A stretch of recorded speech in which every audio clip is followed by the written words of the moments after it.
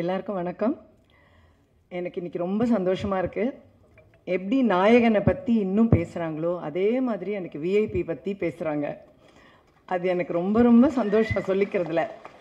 எங்கே போனாலும் விஐபி பற்றி தான் இப்போ பேசுவாங்க. ஹைதராபாத்தில் போய் இறங்கினோடனே ரெகுவரன் வீட்டக் அப்படிம்பாங்க என்னை பார்த்து. அந்த மாதிரி சின்ன சின்ன பசங்கள்லாம் என்னை வெளியே பார்க்கும்போது ஹே தனுஷ் அம்மா போகிறாங்கடா அப்படிம்பாங்க. ஸோ தனுஷ் அம்மா என்ன தான் தனுஷ் அம்மான்னு சொல்கிறாங்க. அந்த அளவு எனக்கு ரொம்ப ரொம்ப சந்தோஷமாக இருக்குது. எல்லாருக்கும் அது ஒரு ஸ்டாண்டர்ட் தனுஷ் அம்மா. அப்புறம் இப்போ வேற எங்கேயா செட்ஸில் போகும்போது ஏதோ தனுஷை பற்றி என்கிட்ட கேட்குறது எப்படி இருக்கும்னா, நிஜமாவே இப்போ என் மகனாக இருந்தால் அவர் என்ன சாப்பிடுவார், அவர் எப்படி தூங்குவார், இப்படிலாம் கேட்பாங்களே. இந்த மாதிரி தான் என்கிட்ட கேட்பாங்க. ஸோ அது எனக்கு ரொம்ப ஆச்சரியமாக இருக்கும். அந்த அளவுக்கு சினிமா ஒரு குடும்பமாக என்னை கனெக்ட் பண்ணியிருக்கு தனுஷோட. ரொம்ப கனெக்ட் பண்ணியிருக்கு. நிஜமாவே என்னுடைய ஒரு மகன் அப்படின்னு. இந்த செட்டில் இப்போ பவிஷ் தான் எனக்கு மகன்.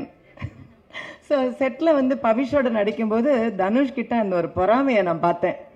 ரொம்ப தமாஷா இருந்தது. மடியில் பவிஷை படுக்க சொன்னதே தனுஷ் தான். படுறா அப்படின்னு படுத்தோன்னே, டேய் நான் படுக்க வேண்டிய இடம், சரி சரி படு அப்படின்னாப்புல.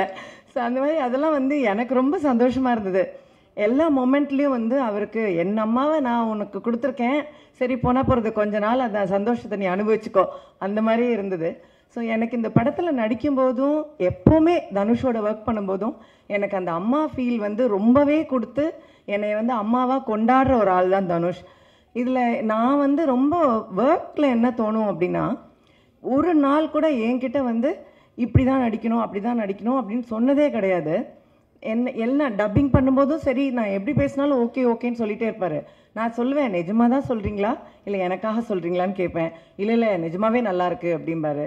ஸோ அதுவும் எனக்கு ரொம்ப பெருமையாக இருக்கும். இன்னொன்று எல்லாரும் அவரை பற்றி பேசும்போது மல்டி டாஸ்கிங் பண்ணுறதை பற்றி பேசுகிறாங்க இல்லையா. நான் நோட்டீஸ் பண்ணது என்னென்னா, அவர்கிட்ட ஒரு பெரிய டிசிப்ளின் இருக்குது. அதாவது இந்த காலத்தில் அது எத்தனை பேருக்கு இருக்குது அப்படின்னு எனக்கு தெரியல. பயங்கர டிசிப்ளின் இருக்குது. இத்தனை மணினா அத்தனை மணி தான், அந்த மணிக்கு கரெக்டாக வரணும், இத்தனை மணிக்குள்ளே இதை முடிக்கணும்னா அத்தனை மணிக்குள்ளே முடிக்கணும், ஒரு ஆர்டிஸ்ட் இத்தனை மணிக்கு அனுப்பணும்னா அத்தனை மணிக்கு அனுப்பணும். இதெல்லாம் எல்லாரும் நினைக்கிறது இல்லை. ஆனால் அது தனுஷ் நினைக்கிறாரு. ஒரு லொக்கேஷனுக்கு ஒருத்தர்கிட்ட நான் உங்களுக்கு 3 hours கொடுங்க அப்படின்னு கேட்குறாருன்னா கண்டிப்பாக 3 hours அனுப்புகிறாரு. இது ரொம்ப ஆச்சரியம். அந்த மாதிரி அந்த ஒர்க் பேட்டர்ன் பிளான் பண்ணுறது, எப்படி வேலை செய்கிறது. ஒரு டப்பிங்க்கெல்லாம் தனுஷ் வரணும்னு அவசியமே இல்லை. ஆக்சுவலி நிறைய டைரக்டர்ஸ் வர்றதே இல்லை டப்பிங்க்கு. ஆனால் இது வரைக்கும் அந்த டப்பிங்க்கு கூட வருவார். சின்ன ஆர்டிஸ்ட் பேசுகிறத கூட அவர் நின்று பார்த்து எப்படி பேசுறதுன்னு கரெக்ட் பண்ணுவார். அதுதான் அந்த டெடிகேஷன். ஸோ அந்த மாதிரி ரொம்ப டெடிகேட்டடாக ரொம்ப ஹார்ட் ஒர்க் பண்ணுறதுனால தான் ஜெயிக்கிறாரே தவிர, நிறைய பேருக்கு அவர் ஜெயிக்கிறத நினைக்கும் போது அவருக்கு என்னன்ற என்கிட்டே கேட்டிருக்காங்க, அவருக்கு என்ன மேம், ஆனால் அவருக்கு ரொம்ப கஷ்டப்படுறார். அதுதான் உண்மை. ரொம்ப கஷ்டப்படுறனால தான் இப்படி ஜெயிக்கிறாரு அப்படிங்கிறத நான் கண் கூட பார்த்துருக்கேன். ரொம்ப கடினமான உழைப்பு, ரொம்ப சின்சியர், ரொம்ப ஹார்ட் ஒர்க். ஸோ அதனால் என்னை பொறுத்த மட்டும் அவருக்கு நிறைய நல்ல ஆயுசு, ஆரோக்கியம், நிறைய மன நிம்மதி, சந்தோஷம் இது ஆண்டவன் கொடுக்கணும் அப்படிங்கிறது மட்டும்தான் என்னுடைய பிரார்த்தனை.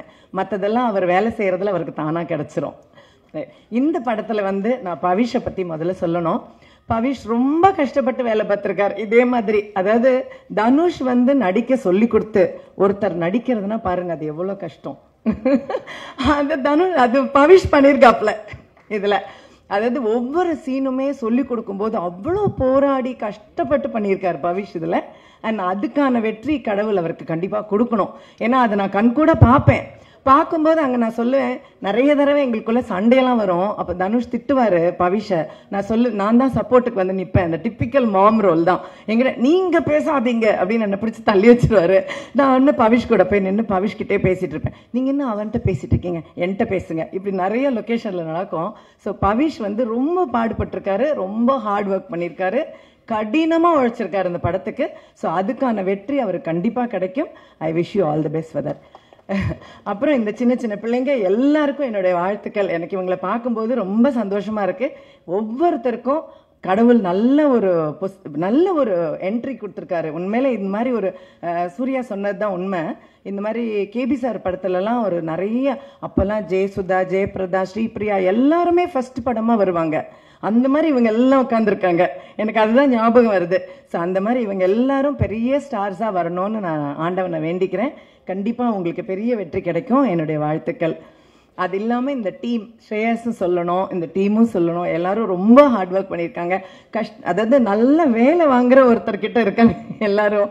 அதனால் தனுஷ்கிட்ட வேலை செஞ்சால் கண்டிப்பாக வேலை செஞ்சு தான் ஆகணும். ஸோ இந்த டீமும் கடுமையாக உழைச்சிருக்காங்க. ஸோ இந்த டீமுக்கும் என்னுடைய வாழ்த்துக்கள். ஸோ மியூசிக், இந்த குரூப்பு எல்லாருக்கும் என்னுடைய blessings and I really wish that this becomes a great hit. So my great wishes to all of you. Thank you so much.